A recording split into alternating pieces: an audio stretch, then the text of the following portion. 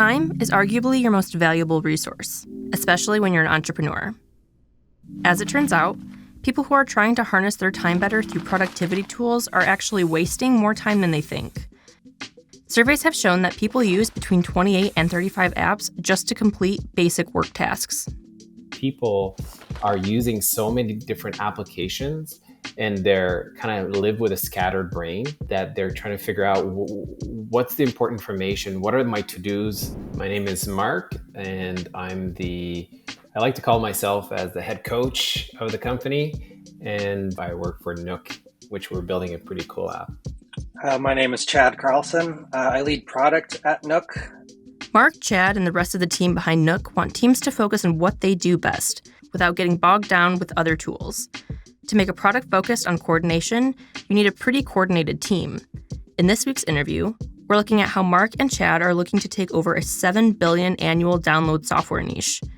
Yeah, this industry is that big.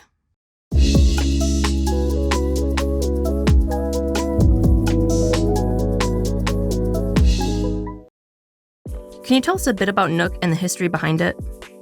So Nook started about a year and change ago. We started to see that we were trying to keep track of what we needed to focus on and what we needed to work and our to-dos and all that stuff, and everything was spread everywhere.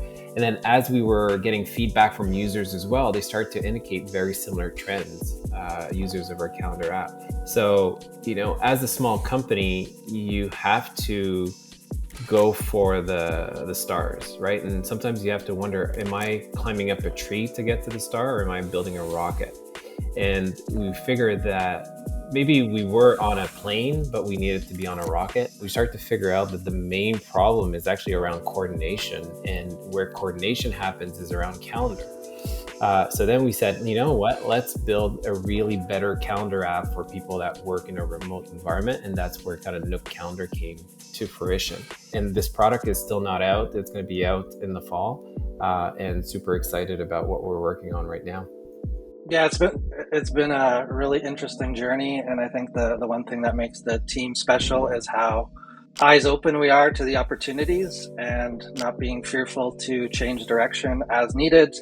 And it's a team that's worked together before, which again is amazingly special to have those relationships. I think we're onto something now. We've learned a lot, and I think we're getting to the root of the problem with all this chaos and lack of clarity, but ultimately daring to be great, I think, is what we're trying to do. Like, we could have maybe been average or good, but I think with what we're doing today, we have potential to be really great and solve a problem that people are going to experience more and more as this new remote work continues to, thrive.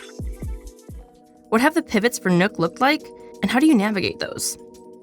There's certain parts that are just too familiar, too standard, and quite honestly probably work well, but there's always room for improvement on some of those surrounding areas just to make the process of using a calendar more efficient, more clear, because it's really about time management, and that's a very important thing for everyone. One is you have to understand what is the core that people are looking for, and where do you want to innovate, and that's where you spend your time on the innovation part of it. So, it's not true that you're going to reinvent the entire calendar, but there's a lot of things around that.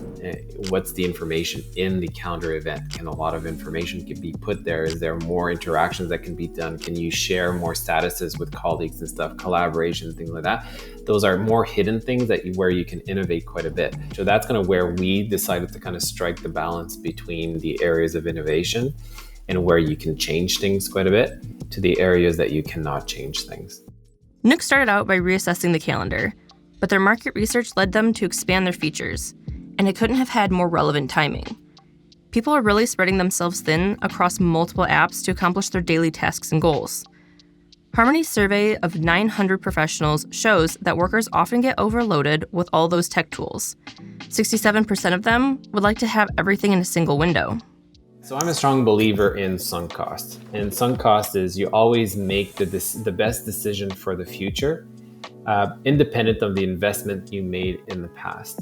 When we look at companies and our strategy and our products and all that, we always figure out what is the best investment for us for the future. And that's where pivot kind of comes in. I think the first challenge is actually internally getting over that mental fear of making the decision to do it. Like that's a big decision internally, considering users, of course, but also the internal mindset, the shift. And I think that's really important to make the decision, but also then start to do it very swiftly, at least internally. And that's part of the pivot process, I think, is to make up your mind, don't waver on it, because that becomes complete chaos if you start to do all these little second guesses along the way. We've listened to a lot of users. Feedback is key. We know what the majority or the larger pain problem is, and we think that everyone will see that when presented with the solution. And that's really what we're trying to do. We know we're not going to make everyone happy, but we do want to solve a real problem. And I think usability and functionality, but also solving the right problem are important. Finally, can you offer some advice to aspiring entrepreneurs?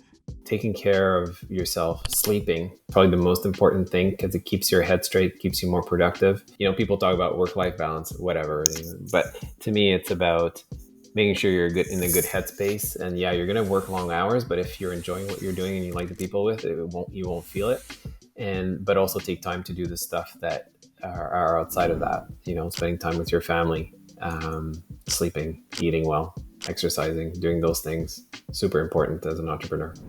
For me, based on where I'm at in my life cycle, very much a personal insight is it's never too late. Like if you're like, you know, you've done your whole career at various startups, either as an employee, going through big companies, but ultimately if you have a passion for it and you feel you have the right team, the right people to work with, do it. It's fun. You'll learn a lot. If nothing else, if it fails horribly, you'll learn more than you've ever learned before.